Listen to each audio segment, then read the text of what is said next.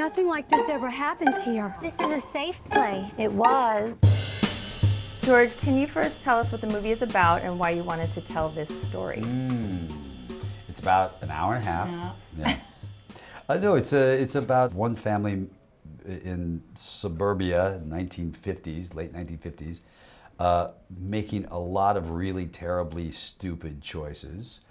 And then another family in 1950s Suburbia, an African-American family, getting the blame for all of those choices. And I thought it was always an interesting thing to talk about those kind of situations and those kind of relations. Unfortunately, our original sin of slavery we've never completely exercised. So I think that it's always good to have a reminder that the things we hear and talk about today are nothing new.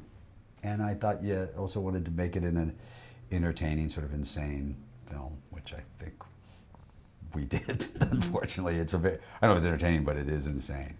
At one point of the script writing or development of the filming of the movie was Trump elected, and did this affect the film for you and Grant Heslop? We were shooting, what scene were we shooting when it happened? I remember I came the day after, and the day after you were shooting something without me, and then 2 days after we shot that last monologue. The scene with the kid. Yeah. That's what we were shooting. So yeah, things changed a little bit. The set was very different. It was an interesting exercise in everyone having to, because there were people that were happy there, on the crew too. So No. Sure. Really? Yeah, there were a couple of people who were happy. So you have to kind of, you had to have a conversation with everyone and say, well, we're a family and we all are going to get along and move on forward and keep doing what we do. It's hard to do a funny scene. It was hard to do a funny scene right then, but it informed more later in the editing.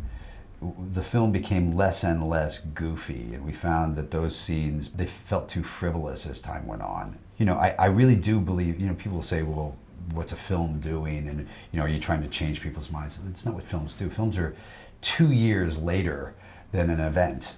All the President's Men happened, the movie came 2 years after Watergate. But what it really does is it tends to reflect where we were at a period of time, if the film does it right, any form of art does it right.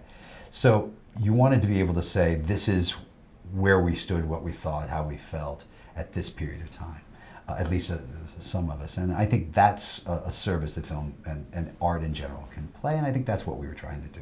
Okay, Julianne and Matt, your first initial thoughts when you read the script. I know you both have very busy schedules. You're probably going back-to-back films. So to take this film, what was it that made you want to play these characters?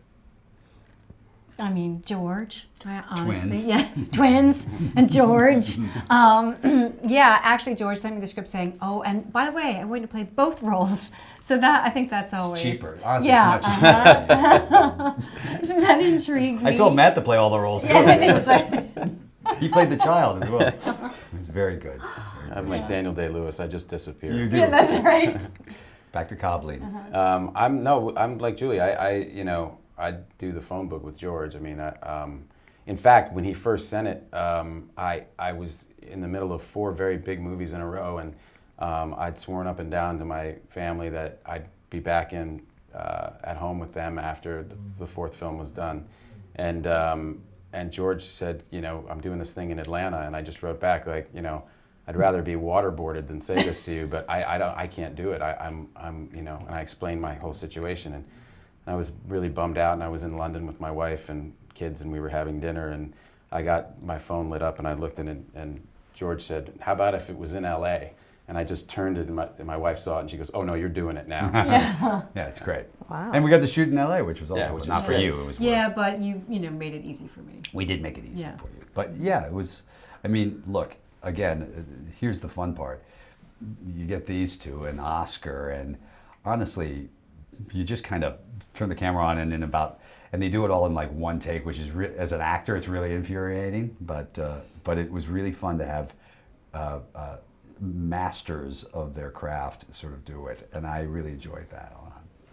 So I hear, George, that the Myers family may attend Toronto. Yeah, I don't think we should be telling their family's story, or at least partially a piece of their family story, without at least acknowledging them and tipping our hat to the bravery that their family showed in standing up to hundreds and hundreds of people who made them feel incredibly unwelcome. And and it's sort of a lost piece of history. And I didn't know anything about it. I didn't know really much about Levittown in general. And I thought having them there and being able to say, thank you to your parents. Their parents are gone, but thank them to their parents for the sort of the bravery of doing this. So George, you're a new parent, and Yes. Matt and Julianne have several children. They're not new parents. They're not We new have parents. tons we of have children. Lots They of are- children, none between us. But, That we know of. Yeah, exactly. For all of you, does this affect any of the stories that you choose and the projects that you choose? It affects locations mostly. Right, yeah, that's Yeah, right. I think that thing of not wanting to be away from home, and like I said, George accommodated me flying back and forth every week in the middle of the week. I'd work a couple of days and then fly home because of my children. It was really So, fun yeah. because we were on the set and her son plays for Davidson basketball team. It was basically Steph Curry's old position, That's- old Steph school, old position. Well, he's not quite, but Well, Well, come he's on, saying, come you on. guys, you guys. And we watched the game, and it was during the NCAAs, and we're sitting there watching the game and waiting for him, and he'd come off the bench, and we literally stopped shooting, and we were watching on a thing like this. And go, Got that's him. a lot of family support. It was, It was pretty really- great from these guys. Yeah, it was really fun. So the movie is very dark subject matter, but what was the best day on set for each of you? Every department head is someone who's worked with George for 20 years or more, and it's a really fun place to go to work. It was almost like I felt like the character in a sense because we were shooting on the lot, which we hadn't done in 10 years, and it just doesn't happen anymore. And George is so on top of everything and really over prepared. He's got a plan B, a plan C. He's got it really all figured out. So you just kind of show up with your lunch pail, and clock in, and then at the end of the day you go home and have dinner with the kids. It was kind of like having an office job. But it was really, it was the subject matter, I think, and those scenes that to play them together were really fun. When Oscar came in, We had a great time. That was really That was fun. really He fun added because it a- gets so crazy then. Yeah. He adds a jolt of energy in the film. He also added a jolt of energy when he came to the Yeah. set. which And was he plays really the smartest character in the film. Yes, he's the only one who's able to figure He anything out. figures everything Yeah. out, and so the scenes are just these people who aren't quite as smart trying to hide something from someone who already knows Yeah, everything. exactly. He answers every question before you say it. The Oscar stuff was really fun to shoot. Some of the exterior stuff was fun out in the towns. Yeah. With all the townspeople and stuff like that. But some of the stuff that really wasn't fun was all the riots Well, and stuff it's like that. It was upsetting. really Yeah. weird. It was very odd to shoot that kind of stuff. But yeah. And how did you know to give them all tiki torches? Yeah. Wasn't that very smart of me? All right, 2 quick questions. Julianne and Matt, what is the best thing about being directed by George Clooney, who is a friend of yours, And all- 2 times sexiest man alive. That's 2-time right. sexiest man alive, and a fellow actor. Which he makes you call him when you have I a do. question. Excuse me, 2-time Full name. sexiest man alive. Excuse me. Excuse Well, me, sometimes- 2-time sexiest man alive, George Clooney. Sometimes want me to she'd step say, over here, or- sometimes or- she'd say sexiest man alive, and I go 2 times. 2 times. Because Matt's 1 time. That's right. Anybody can do that. 2 times. That's something special. Yeah. It was pretty great. We had, honestly, it was such a great set. And he, not only is George accomplished and prepared, incredibly prepared, but he also just makes everybody feel good and seen Very easy. and gives people a lot of agency, a lot of creative agency. So and everybody kept saying this is the best job ever. Yeah. So. Yeah, it's always dangerous when people have a good time on Yeah, the that's job. the best job ever. I loved it. We used to talk We had about a great that. time on Ishtar.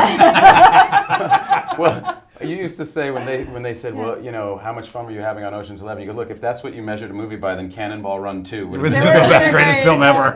Yeah. It's true. Yeah. But do you pull pranks anymore? Or are those days I didn't over? really have time. We were working fast. I think the film was a prank at the end. Yeah. Congratulations. You jumped out of the shed at me that one I did time. hide in a That shed. was- yeah. Well, Yeah. that was. I was just trying Looking to help for a you. reaction. Yeah, That's I was- right. I wanted something from you. No, I didn't pull any pranks. Listen, I'm a father now. Okay, I've got responsibilities. Yes, you do. Actually, For a wait a minute, I long do. time now. You're like, I can't say That's that right. Oh anymore. my You're God. joking. I can't even make a joke about that anymore. Oh no. Thank you. Thank you very much. Thanks a lot. Thank you.